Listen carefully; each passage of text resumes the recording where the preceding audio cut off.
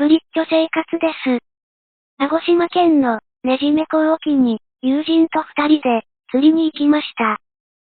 風は弱い風が吹いています。波は今のところ低い、うねりがあります。釣りの方法は平場とジギングによる流し釣りです。数箇所のポイントで何回か流し釣りを繰り返していきます。釣りを始めますが、当たりはありません。なので、移動します。プレジャーボート、水面を滑るような感覚、気持ち良いです。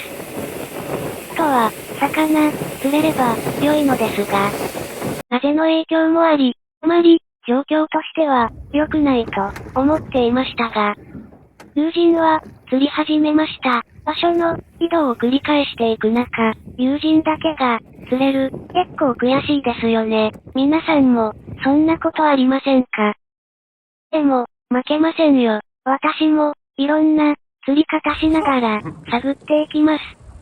頑張った甲斐がありました。なんとか魚かけることできました。よかったです。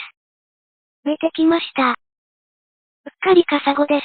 個人的に食べるとうまい魚と思っています。私も釣れたことですし、帰ることにしました。大門だけ曇っていて、頂上は見えませんね。今日の私の評価です。